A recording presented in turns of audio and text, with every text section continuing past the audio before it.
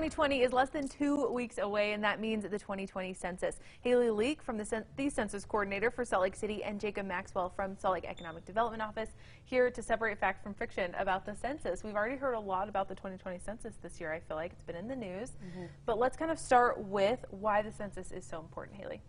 So the census provides a snapshot of our communities in 2020.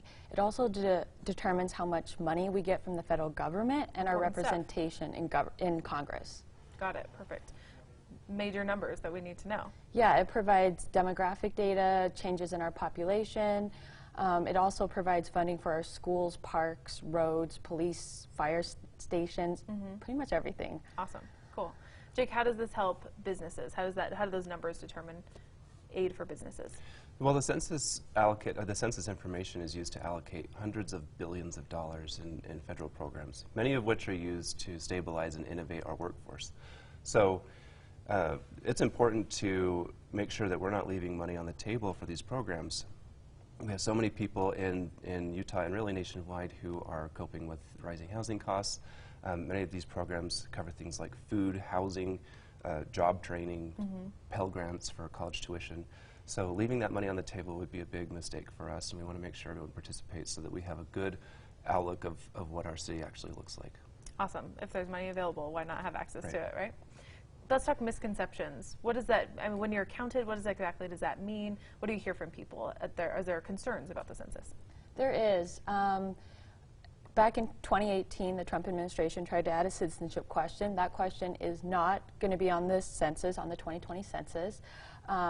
But there is also scams that to be aware of, and just not giving out personal information like your social security number or bank account numbers. But the census in 2020 is safe. It's the first online census, and there's ways you can participate online through the phone or through the mail.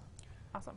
Easy. And if people want to get involved, I mean, those that we really want to make sure are engaged may not take it from us. Yeah. So we would encourage people to really take advantage of the town hall meetings, engage with your trusted community leaders to see why the census is so important. Are there any tips you can give just briefly? How can you make sure that online you're filling out the right census form as opposed to a scam telling you that it's the census?